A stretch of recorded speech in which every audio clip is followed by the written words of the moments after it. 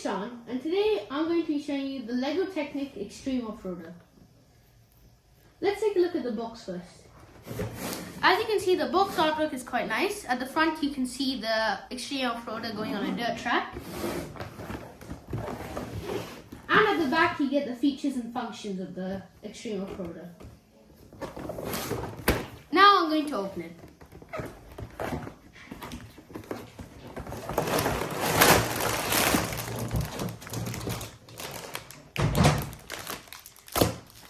You get the sticker sheet and instruction manual. Bags numbered 1 to 3. And 4 quite huge tires. The manual and sticker sheet come wrapped together in a bag.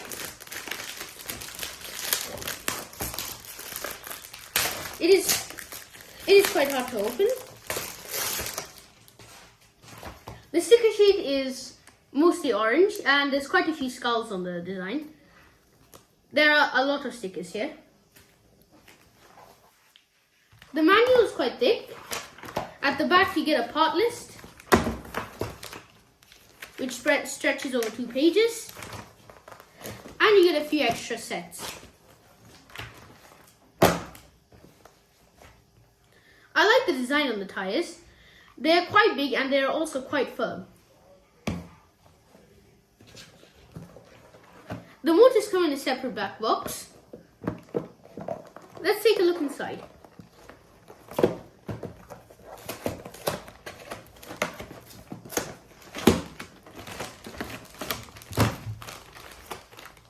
Inside you get 2 XL motors, 1 L motor, and a LEGO Technic Smart Hub. Now I'm going to build it.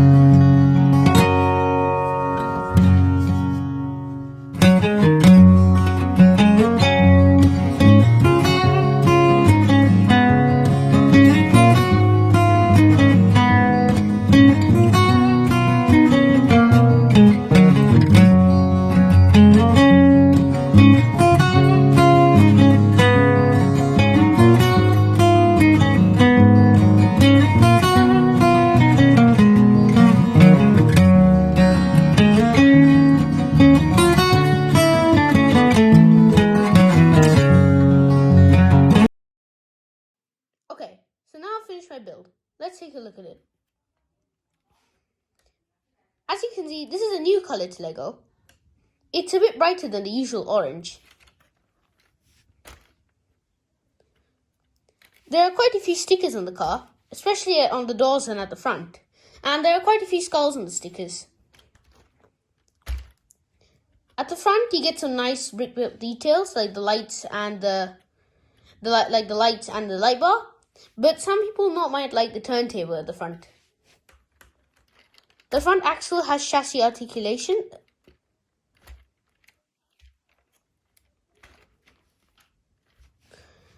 And double wishbone suspension. Inside you can also see 2 seats and a steering wheel, which is adjustable.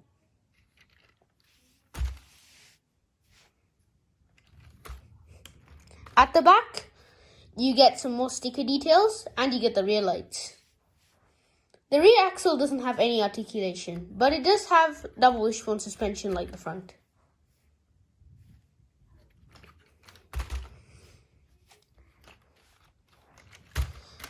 I think the model in general looks quite nice, although some people might not like the exposed turntable at the front.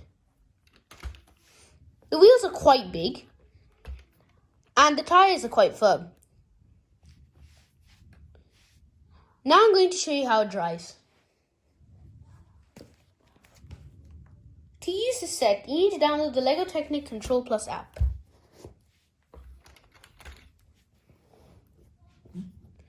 Choose the correct profile.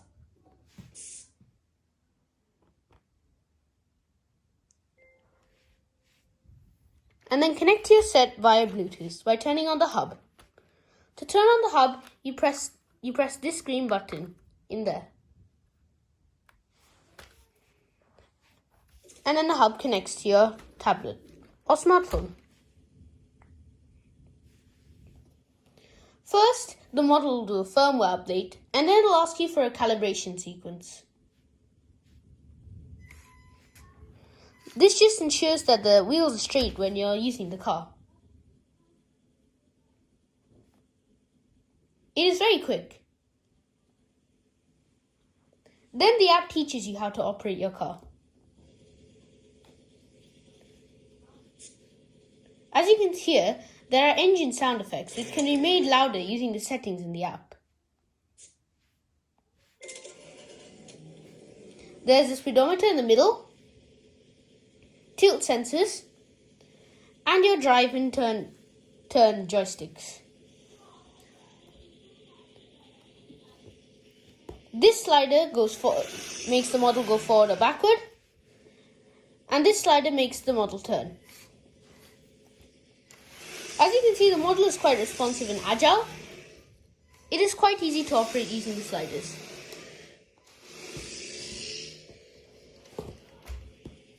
The tilt sensors are also quite nice. They measure the angle that the car's at. If the car is tilted too high, then a warning will sound. And there will be creaking sound effects. The same happens if the model is tilted too far sideways.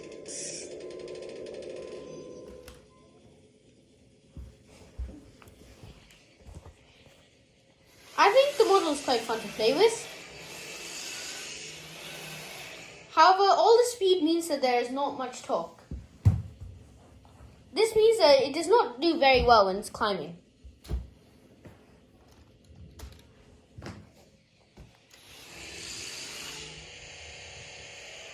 As you can see, the model suffers from clearly insufficient torque. However, I think this is intended because the model is actually geared up before you actually start driving. This means that this model is geared up for speed rather than torque.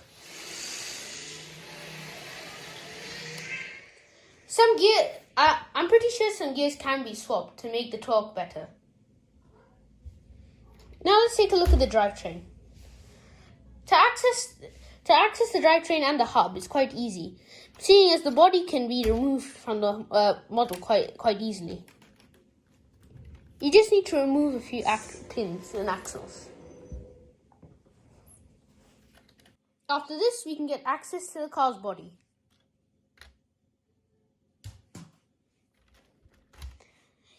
Inside, there are 2 XL motors for driving and 1 L motor for steering. The 2 XL motors aren't connected in any way, which will make it harder for the car to climb. To replace the hub's batteries is quite easy. You just need to lift up the hub from this spot here.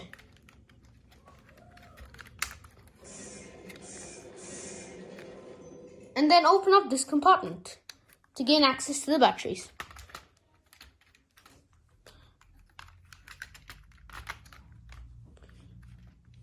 However, the hub can be quite a challenge to put back into place thanks to the wires getting tangled up. Let's take a look at the drivetrain. Inside, there are 2 differentials. There are 2 differentials used, one at the front and one at the back.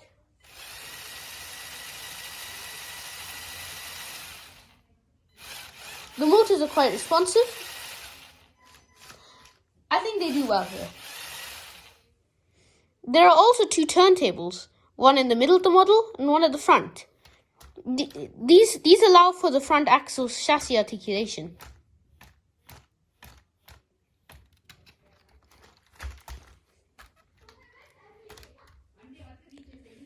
At the front, the way this is built is clearly intended to reduce backlash. However, there is still some. Now let's put the body back on the car and look at the app in more detail.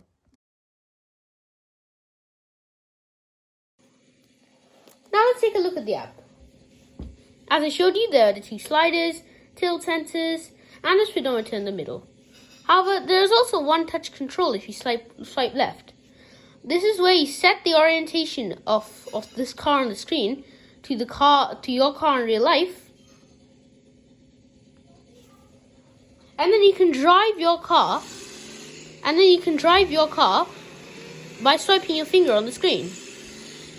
It's pretty cool, and I like the sort of off-roadish background on this. It kind of looks like it's the surface of a different planet to me.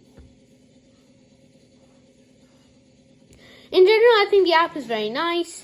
It is definitely a lot better than the Buggies app. You also get the usual challenges, which are definitely a lot better than the Buggies battle mode.